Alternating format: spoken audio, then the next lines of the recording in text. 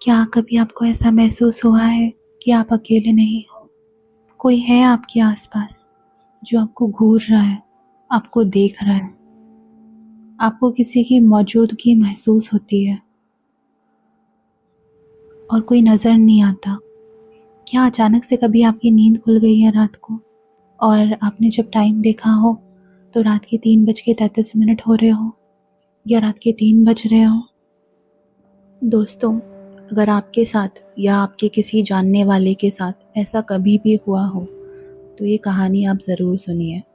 नमस्ते, जय जिनेंद्र। जैन ज्योतिष और टारम में आपका स्वागत है। ये कहानी जो है ये मेरी एक क्लाइंट की है। उसका नाम मैंने यहाँ बदल दिया है, उसका नाम लीला रखा है। ये कहानी ब्रेकअप के बाद उसके साथ क्या हुआ, कैसे हुआ और टैरो की मदद से हमने क्या जाना और क्या क्या उपाय करे, वो मैं आपसे शेयर करूँगी। दोस्तों, कहानी शुरू करने से पहले आप सब्सक्राइब कर दीजिए। आपका एक छोटा सा क्लिक मेरे लिए बहुत बड़ा सहारा है।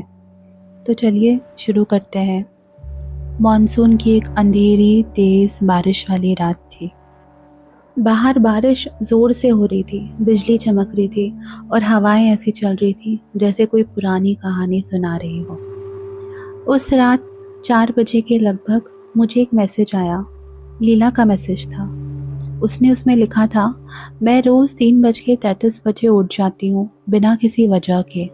ना अलार्म, ना कोई आवाज़, बस आंखें खुल जाती है और उस वक्त लगता है जैसे कोई मुझे देख रहा हो। पहले पहले उसने इस बात को मजाक में लिया था।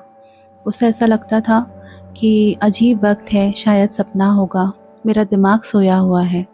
लेकिन जब ये रोज़ होने लगा और उसका जो पपी था लूपो, जो पहले कभी बेमतलब नहीं भौंकता था, बहुत शांत था, वो ऐसा लगता था अंधेरे में दीवार की तरफ घूर रहा है किसी को और अचानक से भौंकने लगता था।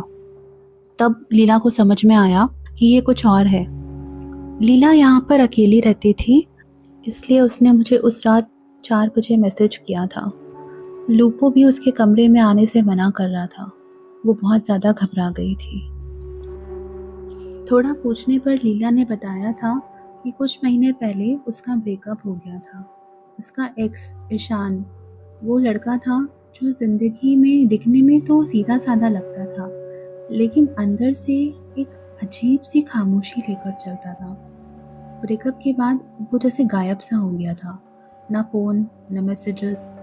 और कुछ दिन बाद लीला को एक दोस्त से पता चला कि ईशान अभी भी उसके बारे में सोचता है। और उसी मॉनसून वाली रात जब वो 3:33 पर उठी, उसने महसूस किया जैसे कोई उसके बिस्तर के पास खड़ा हो। उसकी सांसें तेज हो गई थी, दिल की धड़कन भी तेज हो गई थी, लेकिन बहुत हिम्मत करके उसने लाइट ऑन कर दी। कोई भी नहीं दिखा उसे वहाँ पे। बस उसे एक अजीब सा कुछ महसूस हुआ, जैसे टेम्परेचर बहुत ज़्यादा गिर गया हो। बहुत ठंडा लग रहा था उसको, लेकिन उसको हैवीनेस भी बहुत लग रही थी। तो उस वक्त उसने डिसाइड किया था कि अब मुझे किसी से इस बारे में बात करनी चाहिए। इसलिए उसने मुझे मैसेज करा और मैंने उसके लिए एक टैरो रीडिंग शेड्यूल करी। उस मैसेज में उसने एक और चीज़ लिखी थी। मुझे लगता है कि शायद ये वही है, वो यहाँ पर है, कुछ तो है यहाँ पर। नेक्स्ट डे हमने टैरो रीडिंग शेड्यूल करी। जब हम वीडियो कॉल पे थे तब भी मुझे उसकी एनर्जी बहुत ज़्यादा हैवी लग रही थी। मैंने उसको लंबी सांसें लेने बोला और कार्ड शफल किए। वो जो रीडिंग है उसकी जो पिक्चर है वो मैं यहाँ पे अटैच करूँगी आप लोगों की देखने के लिए। पहला कार्ड जो था वो मून का कार्ड था, जो हमेशा अंधेरे में छुपी हुई सच्चाइयों, धोखों और अंधेरे राजों की तरफ इशारा करता है। दूसरा कार्ड हाई प्रीस्टेस का, जो इंट्यूशन, छुपी बातें और अंदर की आवाज़ों का एक सिंबल है। तीसरा कार्ड जिसने मुझे सब कुछ बता दिया वो था डेविल का कार्ड। डेविल का कार्ड बहुत नेगेटिव माना जाता है, अटैचमेंट से जुड़ा हुआ, कंट्रोल से जुड़ा हुआ, लिंगरिंग एनर्जी से जुड़ा हुआ, टॉक्सिक एनर्जी का एक साइन होता है डेविल का कार्ड। तीसरा कार्ड डेविल का कार्ड और पूरी पिक्चर, पूरी रीडिंग, इससे ज़्यादा और किसी कार्ड की ज़रूरत नहीं थी। ये देखकर ही मुझे सब समझ में आ गया। कांच ने एक कहानी सुनाई जो लीला के चेहरे पर भी लिखी थी। मैंने कहा, जो तुम महसूस कर रही हो वो सब तुम्हारी सोच नहीं है, ये एक एनर्जी है जो तुम्हारे साथ जुड़ी हुई है और ये तुम्हारे पास्ट रिलेशनशिप से आई है। ये सुनकर लीला की आंखों में आंसू आ गए। उसने बताया कि ब्रेकअप के कुछ दिन बाद उसने सुना था कि ईशान एक एक्सीडेंट में बच बच के निकल के आया था, लेकिन तब से ना उसका व्यवहार बदल गया था। वो चुप हो गया था। उसके किसी मित्र ने भी उसको बताया कि ईशान आज भी उसके बारे में सोचता है। वो लोगों से दूर हो गया था और कुछ हफ्तों बाद उसका कांटेक्ट पूरी तरीके से टूट गया था उन लोगों से। उसकी एनर्जी आज भी लीला के आसपास थी जो हमने टैरो कार्ड से देखी। उसको नुकसान पहुंचाने के लिए बिल्कुल भी नहीं थी, लेकिन जैसे उसके दिल के अंदर का कुछ भार था वो निकलना बाकी था, इसलिए उसकी एनर्जी लीला के साथ में जुड़ गई थी।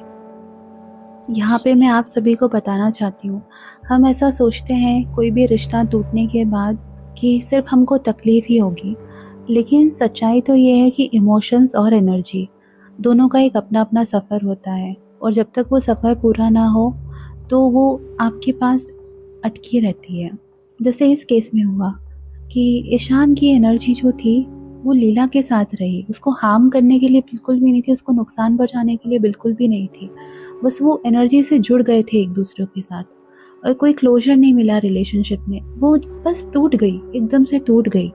तो वो जो एनर्जी थी वो उन दोनों की आपस में जुड़ गई, इसलिए लीला उस एनर्जी के कारण ईशान से जुड़ा हुआ महसूस करती थी। रात को उसका 3:33 इस नंबर पे उठना ये इस बात की गवाही देता था। फिर मैंने लीला को एक रिलीज़ करने का रिचुअल बताया, एक तरीका बताया, उसको उपाय दिया कि वो एक वाइट कैंडल, एक सफ़ेद मोमबत्ती को जलाए जो कि शांति का प्रतीक होता है। मैंने लीला को 2 रिचुअल्स बताए, 2 उपाय बताए। पहला उपाय ये था, मैंने उसे एक चिट्ठी लिखने बोला, एक लेटर लिखने बोला। उसमें कहा कि आपका जो भी बात थी, आपका जो भी गुस्सा था, दर्द था, प्यार था, जो भी था ईशान के लिए और जो भी आप करना चाहते थे आगे और रह गया हो, वो सब उसके अंदर लिख दें। आप एक वाइट कलर की मोमबत्ती ले, एक सफ़ेद कलर की मोमबत्ती ले और उसमें सब कुछ लिखने के बाद आप ये बोलें कि हाँ, आपने मुझे हर्ट किया लेकिन मैंने फिर भी ट्राई किया था, और उस चिट्ठी को जला दे उस कैंडल के ऊपर। उसके बाद में आप नमक के पानी से एक बार नहा ले, स्नान करें आप नमक के पानी से। और ये जो चीज़ थी, जो सेकंड वाला रिचुअल था नमक के पानी से नहाने के लिए, वो मैंने उसको अगले 3 से 7 दिन तक करने बोला था।